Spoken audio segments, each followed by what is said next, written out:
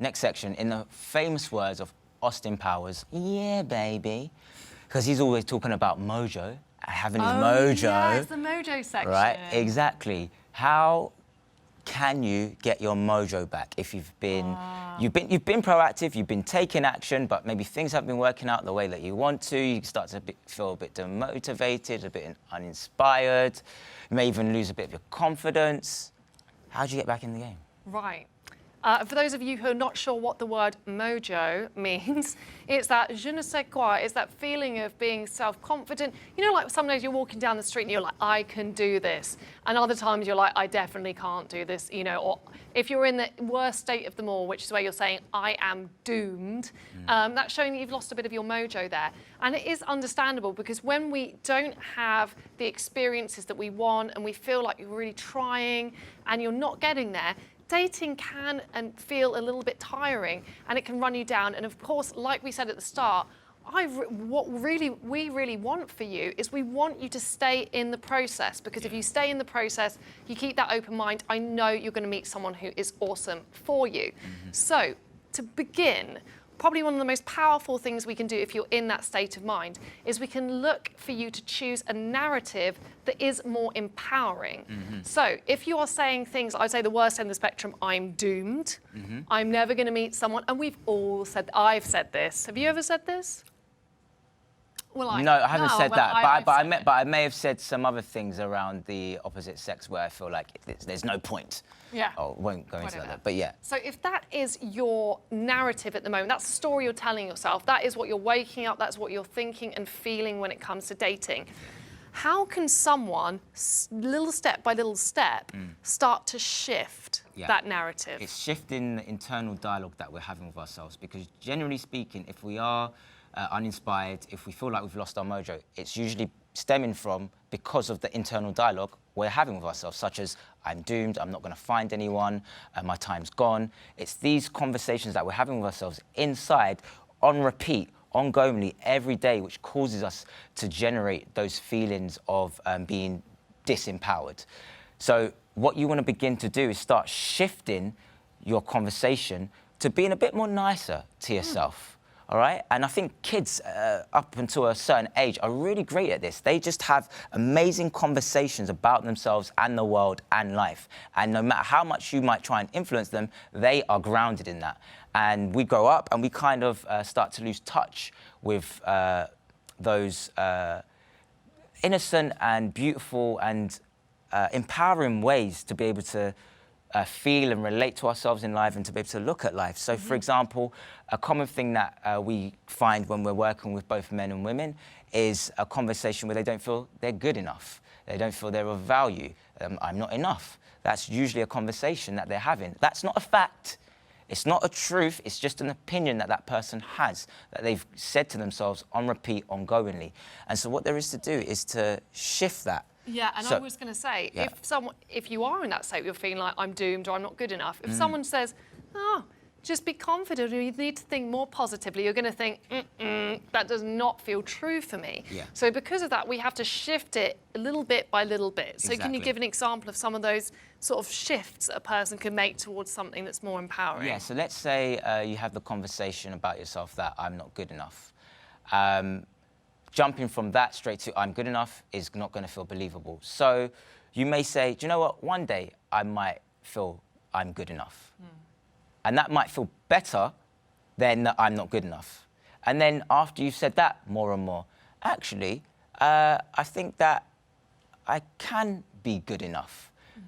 And you continue with that. You continue to nurture and cultivate that.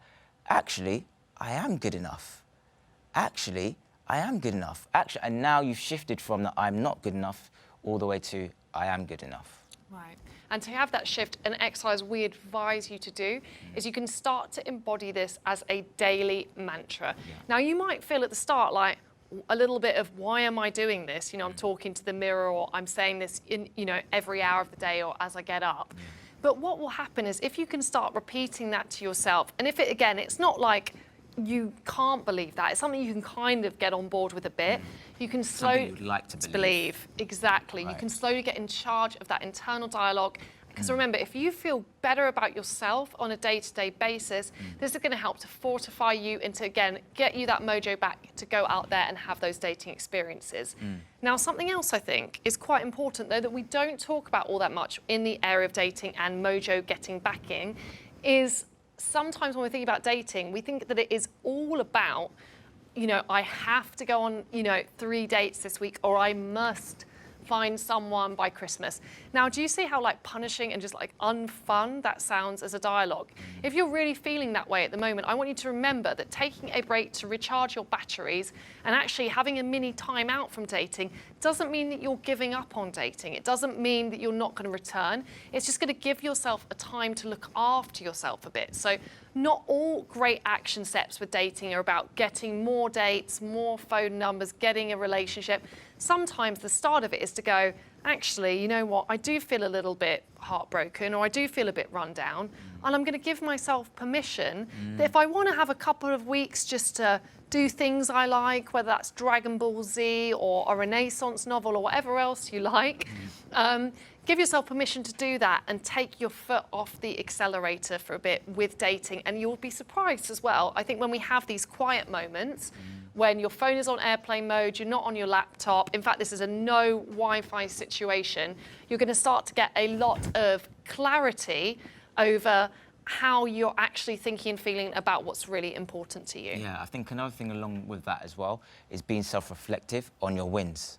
Being able to remember to acknowledge your wins. And the wins aren't just when that one particular result that you wanted to happen happens. It's all the little steps up until that point. So, for example, whether it's because you've given yourself that permission to have that rest, that's a win. Whether it's because you have gone on that date, that's a win. Whether it's because you got to explore and get to know someone else, that's a win. So we really need you to start acknowledging your wins more as well. So remember, in the section, we've encouraged you to do a daily mantra, which you think is true for you. So give me a couple of examples of mantra. Examples maybe, I give myself permission to get it wrong. I give myself permission to be myself. It may be, I'm ready for more ease. I'm ready for more love. I choose to be authentic as much as I can in this moment. I choose to live fully. It might be no regrets. Well, you're a mantra machine, Ashley. There's so many, but the key thing isn't about just saying it, like how I've just been able to repeat it right there. It's about actually saying something that actually relates to you and feels good for you, because what will be for one person will be different for someone else. So that's the key when it comes down to the mantra and the self-talk. Exactly. But as long as you're being nicer to yourself. Okay, so we want to do that. Yeah. We also want to be okay to take a bit of a time out. And then when it comes to recognising your wins, now, again, we're moving away from this outcome-orientated, it's that phrase again, way of looking at a win, which is, you know, I've got the number, I've got the date, I've got the relationship. Because again, that can be a really sticky part which can really stop you from feeling good about yourself. So instead of focusing on the outcome, let's focus on the steps that you are successfully taking already towards that outcome.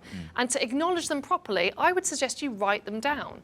So it's not just a thought that's kind of going around your head, but you actually make time to make a note of your wins on a daily basis. Acknowledging yourself. And it's about acknowledging yourself. Yeah. So again, what could be some more examples of wins that the people out there or that you might be experiencing in your dating life that you're not kind of giving yourself a good enough pat on the back for at the moment? Okay, so it could be any level of proactiveness and intentionality that you're actually investing in your dating life. So whether that's because you're doing online dating and you've got profiles set up and you're sending out messages and you're actually being in communication with people with messages, whether it's because you're being open to going on dates, whether it's because you've actually gone on dates, whether it's because you're giving yourself that time to have the rest as well, whether it's even actually being part of this webinar. That's a win. Is a win. It's a win. It's a definite win. So you can write that one down right now. Right in a list. Yeah. It could also be a win that even if you, for instance, turn up to that gallery or you turn up to that party and you know what, you do the rule of I'm going to stay for 20 minutes because actually I really want to be home on my sofa, but I'm going to really push myself because I might meet someone. If you go after 20 minutes, don't walk away thinking, oh, you know, I'm so bad, I chickened out early on. Yeah. Instead, can you just recognise the fact that you did what you wouldn't have done in the past and you've actually left the house, you've gone out there and you've tried to engage with people? Yeah. 100%, yeah. We've got one question before we kind of do a finish little up and tie recap? up. Yeah, before we do a Nice. recap. And this is from Michael from Great Britain, and they're asking about how to deal with shyness. Oh, I know this is a topic you love to talk about as well, so I'm going to bounce this back to you in a bit, Okay. because I know that we were talking about this actually before we came over, and we are both acknowledged introverts. Yeah. Like, we would both say that we were shy people. And actually, I think sometimes shyness gets a bad rap in the area of dating, Yeah. because what does everybody tell you to be when it comes to dating? Be confident. Be confident. We were Just hearing be that. confident. And you're Yeah. like, yeah, sure. Being confident, super easy. Yeah. So if you don't feel that it is super easy to be confident, how do you get past that shyness? Okay, from my own experience, what I can share is, and I'll say this in a very short way, there was a point that I got to where I realised there was actually nothing wrong with being shy. For such a long period of time, I thought there was something wrong with being shy, hence why I had to be confident. Through my own personal development, through my own process of trying to put myself out there, meet new people, etc., where I wanted to deal with that barrier that I thought I had of being shy, which is why I wasn't taking action, which was not the reason, it was just because I was not taking action. That was just my justification. And once I realised that was my justification, and the fact that actually I'm still taking action, but I still feel shy. So I can still feel shy and still take action and it actually be okay. So therefore, there's nothing wrong with being shy. And therefore, if there's nothing wrong with being shy, well, what are actually the advantages of being shy? What are actually the good attributes with being shy? I think sometimes introverts, for instance, great listeners, Yeah. really able to connect with people. Sometimes you have a stronger intimacy one-on-one with a person. Also, you don't necessarily feel the need to immediately go out there and really over-impress somebody, and it can actually create a sense of security. So let's detach the idea of shyness from insecurity or being just not as good as being confident. And if you come from, just like Ash said, that place of self-acceptance where shyness is and can be awesome, it can be just as awesome as being outgoing, and you can still take the action steps, you're going to start to feel a lot better. I remember hearing this saying, the difference between the hero and the coward isn't that they both don't feel fear, it's just that the hero takes action. Awesome. Love it. Yeah. So, Recap? a little recap. So, what we've spoken about is how you can recognise your wins. So that is writing down on a daily basis, what are you doing that is giving you in that process and that is taking action. And it could be as simple as showing up for this awesome live coaching session, or it could be going out to that party. It doesn't have to mean about getting a particular result. Yeah. Also, remember to take time to recharge your batteries. If you're feeling run down or really demotivated, it is all right to take a week or two just to do stuff that you really love and really enjoy, to feel good about yourself. Finally, really important one, get a daily mantra. We want you to be choosing a narrative that really empowers you. Yeah. So choose to talk to yourself. We're going to slowly, might not happen overnight, but we're going to slowly encourage you to get out of that I'm doomed or I'm not good enough way of thinking. And daily, if you repeat this, you are going to start to shift how you feel about dating and get your mojo back. Yeah. So we've covered quite a lot. You have, yeah. Yeah, and just to recap, I'm going to go over and do a mega recap of some action steps we would love you to take. So apart from the ones that we've just mentioned, we also want you to be thinking about what topics you want to talk about on a date. And those topics are topics that you find really interesting. And if you brought them up and the other person happened to be into the same thing, that would make you more interested in them. Remember, when you are talking to someone on a date, show that you're actively listening to them by repeating some of the words that they say and joining them in on the topics that they offer. Being curious. Be curious. Have that good body language. Remember the mindset of the interviewer. Also, going back more, if you find yourself tending to rush into relationships, tell yourself to stay in the moment, to take things day by day. Remind yourself to not come to conclusions too quickly. Remember as well to look at that list of qualities of a person that you really would like to have and separate that out into your must-haves and need-to-haves. Because remember, what we've been focusing on today is not only you feeling really good about yourself, but just reminding you that dating success and finding that amazing relationship, it's not all about trying to impress another person or be the best conversationalist or the most attractive person.